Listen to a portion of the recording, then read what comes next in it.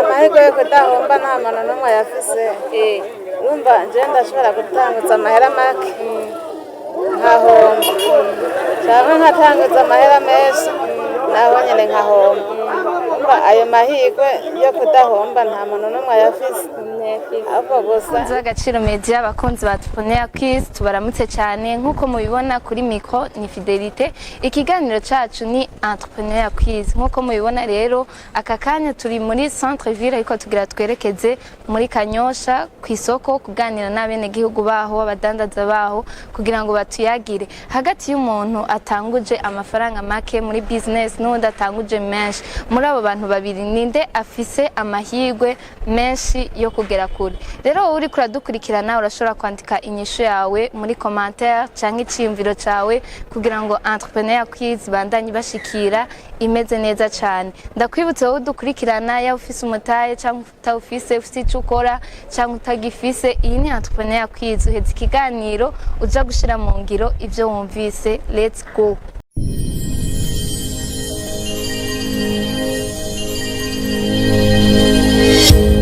Turabashimiye mwebwe mwese muri ko muradukurikirana.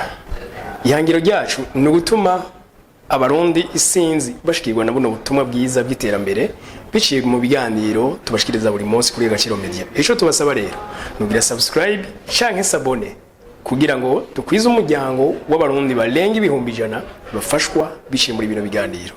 Mahoro mumeze neza cyane. Yego tuzakaje urakomeye. Izina ryawe ni gute?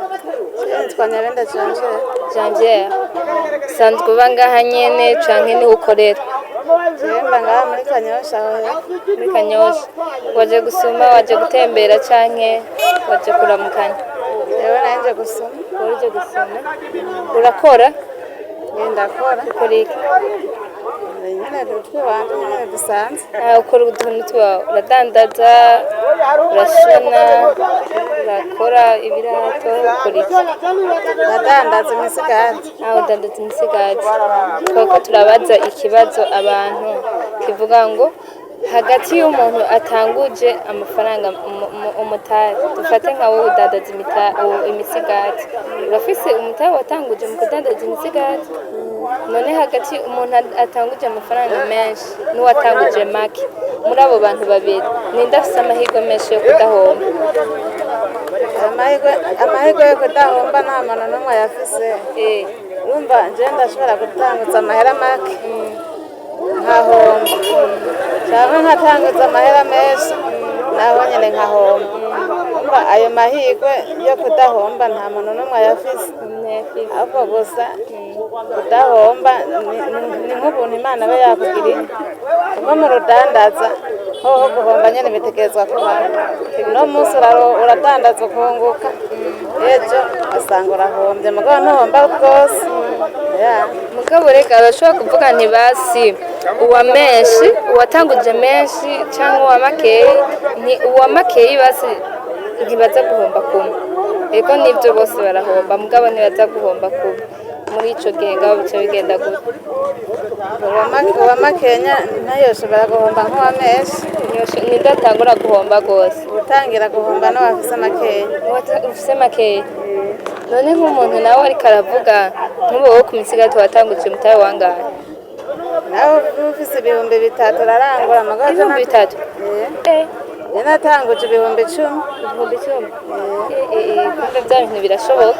Rega hariho abantu bari bicaye muhira bavuga nti jewe kugira nzotangura ikintu nkora ndindiriye amafaranga menshi, amamiliyoni n'amamiliyoni, jewe ntayabonye sinzotangura ikintu na kimwe cyo gukora. We nigikobwira abo bantu?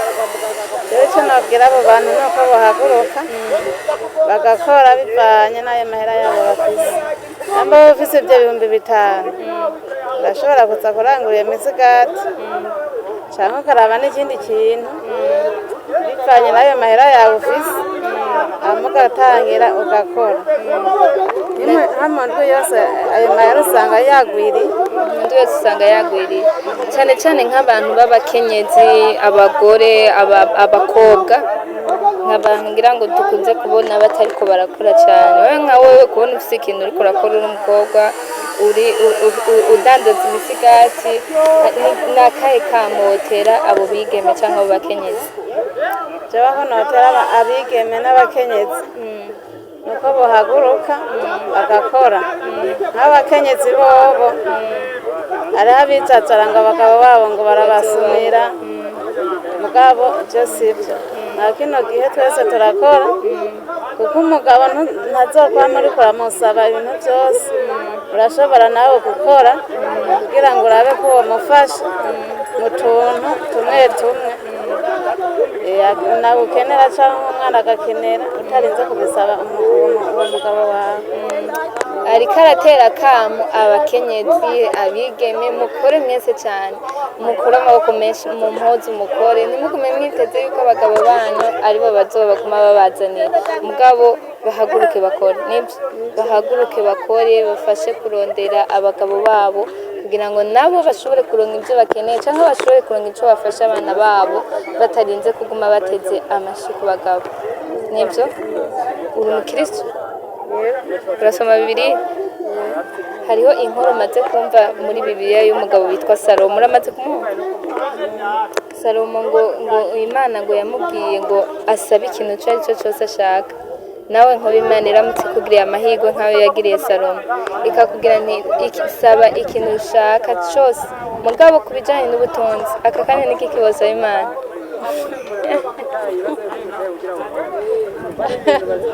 Ejo nasaba Imana ndayisaba byinshi nuko oya ku bijyanye n'ubutunzi ikintu kimwe gusa Salomo ikintu kimwe cyonyine wowe yakira Imana nasaba Imana nuko yompa amaboko yo gukora amaboko yarayaguhaye kampa basi agataye ko kudandaza agataye n'amafaranga nk'angahe? n'amafaranga aho ukumva ko Imana iguhaye ko wibuke ko ari Imana ifite ibintu byose.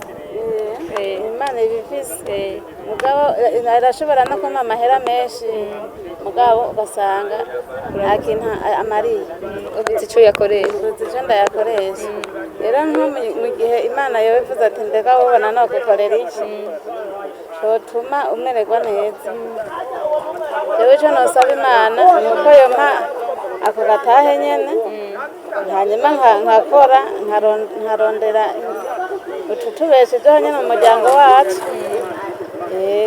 kamara amagara meza yo kwama iby'ikintu uva muri kuragwara usanga byose bisubiye inyuma rero none isaba nyine ibyo nyine. None wibaza ko ubutunzi ari iki mbega? ubutunzi nko kuri jewe nyine nobibona si ukuvuga ngo uzoza kugerekeranya za gasekebuye hariya jewe mbayeho ata muntu n'umwe mvuga ngo ndagiye gusega cyane nkabona nyine yuko atangwara ziriko zirambako ndonka utwonja jewe nuca mvuga ati nta bundi butunzi nubwo nyene avuga nti aronse ikintu aronse ubuzima aba yatamuna ariko arasega ni ukuri aho yoba ari umutunzi akomeye cyane nicyo yitwa ubutunzi kuri we. Nawe uriko uradukurikirana wibaza ko ubutunzi ari iki? Duhurire muri commentaire rero kugira ngo ushobore kutubwira icyo ubyibazako. Tugushimire cyane urakoze n'ikindi gihe twitaye urakaze cyane. Tubashimire cyane mwebwe mwese mwashoboye kudukurikirana mu kiganiro cyacu Entrepreneur Quiz twariko turakorera isoko rya Kanyosha aho twariko turaganira n'abenegihugu baho abadandaza abafise ibikorwa kanaka abanyeshuri abafise ibikorwa kanaka byinshi bariko barakora kuko tuyayaga ku kiyago mwacumvise mbega umuntu atanguje umutahe w'amafaranga make n'utanguje menshi ninde muri abo babiri bafise amahirwe menshi yo kudahomba? Mwavyumvise ni byinshi byo bagiye baratuyagira benshi batubwiye yuko kudahomba canke kunguka si ikibazo kijyanye n'umutahe igitigiri cy'umutahe umuntu aba yatanguje. Abandi batubwiye ku bijyanye n'ibibanza ku bijyanye n'umwete umuntu ariko arakoresha mu gikorwa ariko arakora. Mbega nawe uri kuradukurikirana inyishu yawe niyo urashobora kutwandikira muri commentaire ukatubwira inyishu yawe nawe kuri ibyo icyo ubyibazako. Ariko kandi tubibutse yuko twabemereye ko tuzobazanira n'abandi ba expert abandi bafise experience bafisemo uburambe bw'ibyo bintu bariko barakora kugira ngo bashobore kutuyagira bashobore kudutomorera n'inyishu. Ariko kimwe nanjye nozika ndababwiye nuko mu gutanguza umutahe uwo ari wo wose uko ubungana kose igitigiri cyayo ntibivana n'igitigiri cy'umuntu aba yatanguje ahubwo biravana mbega ibyo ugiye gukora ugiye kubikorera hehe, ugiye kubikora gute. Ivyo rero ntibivana n'umutahe w'amafaranga n'igitigiri c'amafaranga umuntu aba afise. Rero tukwibutse cyane nawe uriko uradukurikirana yuko ico tukukaburira muri kano kanya ni kugira ivyumviro bihindutse no kugira imigambi igushikana kw'iterambere. Reka rero tugushimire cyane wowe washoboye gufata umwanya wawe wo gukurikirana ikiganiro kuva ku ntango gushika kw'iherezo. Murakoze cyane.